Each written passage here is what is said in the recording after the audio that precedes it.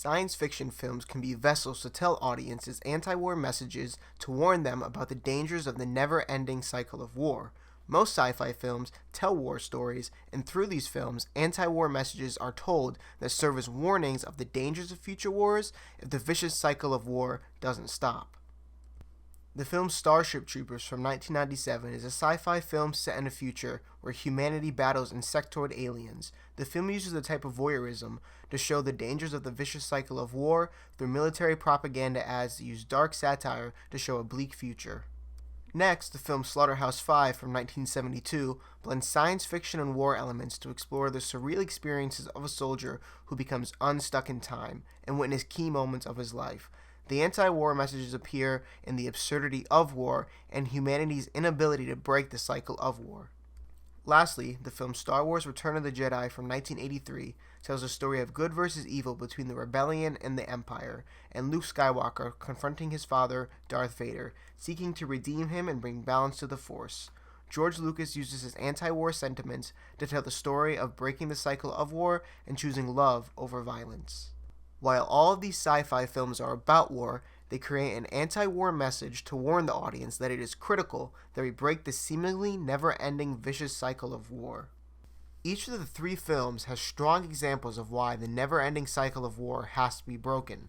These films aim for the audience to absorb these anti-war messages consciously or unconsciously. The movie theater itself is designed for this type of viewing experience.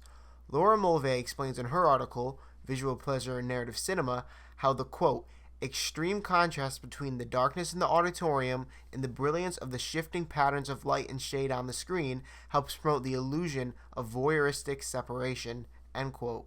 Mulvey continues, quote, the function of film is to reproduce as accurately as possible the so-called natural conditions of human perception, end quote.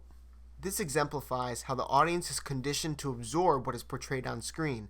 This works to the advantage of the anti-war messages as they are absorbed through the pleasure gained from watching films, and these messages are meant to stick with the viewer so they understand what is at stake in terms of breaking the cycle of war. This is shown in Return of the Jedi. After Luke defeats Vader, almost killing him, Luke, coming to his senses, realizes what he just did to his father and says, I'll never turn to the dark side. You failed, Your Highness.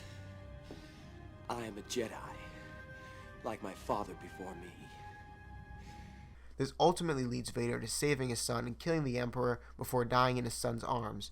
Luke only achieves victory after he refuses to fight, not following the path of violence and breaking the cycle of war, saving his father. It's love, not war, that allows Luke to win. The audience is forced to view the protagonist, Luke, overcome his rage and spare his father by refusing to fight. This allows the viewer to connect with the protagonist and put themselves in his shoes, subconsciously teaching them to refuse violence and break the cycle of war. In Slaughterhouse-Five, the characters cannot escape their fate even after the war ends. Billy's time traveling directly relates to his PTSD. He keeps on getting sent back to moments from the war, focused to relive his trauma. An example of his PTSD is after he almost dies in a plane crash. He keeps repeating Schlachtung 5, which means Slaughterhouse-Five in German. This is where Billy was kept captive in Dresden as a prisoner of war, and the Nazi general says to the prisoners, in event of emergency, you must say Schlachthof 5. Say it, please. Schlacht. Schlacht. Hof. Hof. 5. 5. Schlachthof 5. Schlachthof 5. This is why Billy kept subconsciously repeating it after the plane crash. This forces the audience to see the negative side effects that war can have on somebody through Billy throughout the film. In Starship Troopers, this is seen through how violence is treated as the norm. The only way to gain rights is to enlist in the army to fight against insectoid aliens attacking humans. The film features scenes where a news station plays propaganda on screen about military service and doing right by your community. Anyone can see the clear satire and uncomfortableness this scene displays. Michael Moresi brings up a good point in his article. He says, quote, satirizing war, condemning war is easy. What's not easy is extending the tragedy of war beyond the politicians, beyond the world leaders, beyond those higher-ups that are typically held responsible, and laying some of that blame on our shoulders. us watching at home as well, end quote. He argues that the director, Paul Verhoeven, uses a type of voyeurism, showing us places that we know on Earth in ruin and destruction through these military propaganda ads, making us see up close and personal the effects that may plague Earth in the future if we don't break the seemingly never-ending cycle of war and violence. Each of these films forces the viewer to see the negative effects of war, promoting the anti-war messages. Whether in a theater or not, the viewer connects with the messages, subconsciously altering their perceptions of war and what the consequences are. The way a film form is used in these films heightens the intense situations and sways the audience with whom they should identify with. Mulvey explains in her article, Visual Pleasure in Narrative Cinema, how, quote, camera technology and camera movements, combined with the invisible editing, all tend to blur the limits of screen space, end quote. These techniques allow the audience to become immersed in the film and connect with the characters and anti-war messages seamlessly. In the scene referenced earlier from Return of the Jedi, Luke gains the upper hand against Vader, feeding into the dark side. The audience doesn't want Luke to turn, as he is the protagonist they are supposed to identify with.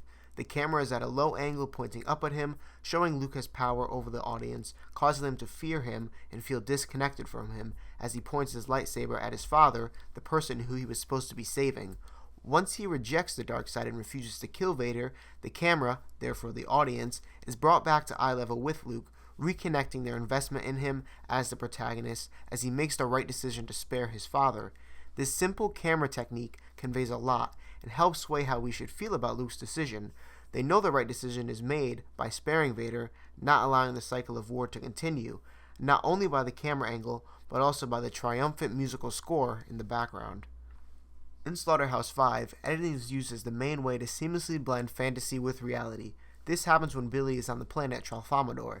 He asks the Tralfamadorians what he's supposed to do, and then there is a fade transition back to reality when the Nazi general says, "You will help with the removal of the bodies," seamlessly blending Billy's fantasy world of Tralfamador to his PTSD of the past during World War II. These editing techniques cause the audience to sympathize with Billy, as his PTSD from the war is causing him to blend the past with the present and reality with fantasy. This is how the director makes you sympathize with the anti-war messages of how PTSD affects people. Billy is a polite and respectable person who always looks out for others, and this is shown throughout the film, which was the same for many other soldiers who were never the same after experiencing the horrors of war and couldn't overcome their PTSD, similar to Billy's struggles. Starship Troopers utilizes fast-paced editing and dynamic camera movements to showcase the chaos and confusion in battle. Doing this allows the audience to be as disoriented as the characters, showcasing how dehumanizing war can be, contributing to the film's anti-war message. Fast-paced camera movements are used in the scene as the troops are about to land on the battlegrounds in dropships. The ride onto the planet's surface is bumpy and hectic, and the camera movements reflect that. In the scene where Juan Rico blows up the tanker bug, the camera movements are sporadic with quick cuts as the bug tries to shake him off, emphasizing the chaos in the fight. The gruesomeness of scenes like this shows that war isn't something to be glorified and that war is not as fun as many young recruits think it may be. These camera movements and editing styles help exemplify that notion and anti-war sentiment. While each of these three films shares the commonality of being sci-fi films with anti-war messages, there are other similarities and differences between them, mainly how each film presents the theme and the meaning behind it. The main similarity between all three films is that the main character is put through a traumatic war experiences that changes them, and the difference is that they don't all break the cycle of war. Luke has to resist turning to the dark side and giving in to his anger, and then he has to endure the pain of being electrocuted by the Emperor. This choice of not giving in to hate by not killing his father is why he ends up being saved by him at the end of the movie. This choice of not contributing to the cycle of war is how Luke completes his training and becomes a Jedi Master. During Billy's time in World War II, he had to overcome many hardships and challenges, which gave him severe PTSD. Once Billy gets abducted by the Tralfamadorians and adopts their philosophy that all moments in time are simultaneous and unchangeable, and good and bad are equally as valid, he becomes able to cope with his PTSD. He now believes he has no control over his fate and everything is predetermined, including his inevitable death.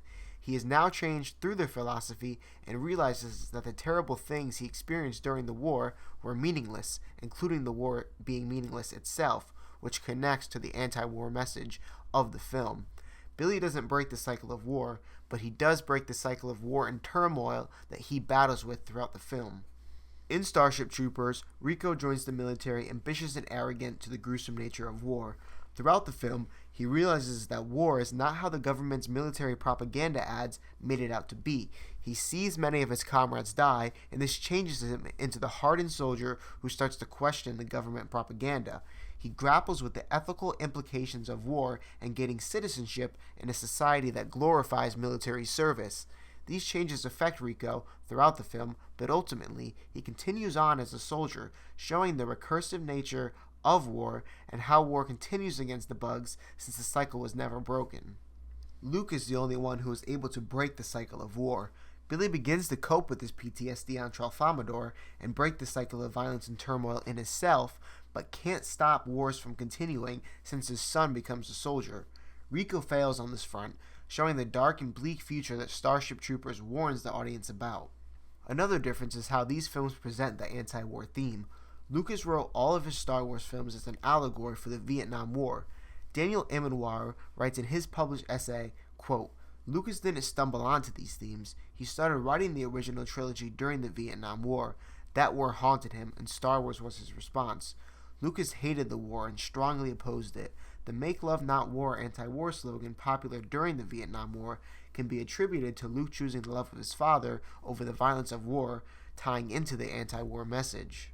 Verhoeven wrote Starship Troopers as a satire. Mark Garabedian writes, quote, Starship Troopers participates in traditional sorts of parody or satire. It also surpasses these modes and transcends the typical anti-humanistic bent on postmodern text by opening up for an audience various spaces for critical thinking and introspection, end quote. While the film is a satire, Verhoeven still has an important message to deliver of how endlessly recursive war is and how America is headed down a similar track as we continue to participate in war. George Roy Hill, who directed Slaughterhouse-5, adapted the screenplay from a book written by Kurt Vonnegut. Vonnegut wrote the book after experiencing PTSD himself from the war, and Hill was a World War II and Korean War veteran, so they used their combined experiences of war to tell the story of Billy's battle with PTSD through shared experiences. While each of the films has the same central theme about why breaking the cycle of war is important, they present the theme in different ways, which either offer an optimistic future or one that is bleak, where wars become more intense and never end. While all of these sci-fi films are about war, they create an anti-war message to warn the audience that it is critical that we break the seemingly never-ending vicious cycle of war. These three films do that, albeit in different ways. The anti-war messages brought up in Return of the Jedi, such as Luke choosing love over war, Starship Troopers' grim look at a future where war never ends, and Slaughterhouse-5's message of coping with PTSD, all tie into the larger theme of breaking the cycle of war. Even though these films present the messages differently, they still teach an important lesson about our future if the vicious cycle of war is never broken. Sure, these films may take place in galaxies and planets far, far away, but if we don't learn from what these films teach us, we may not be as far, far away from our next war as you think.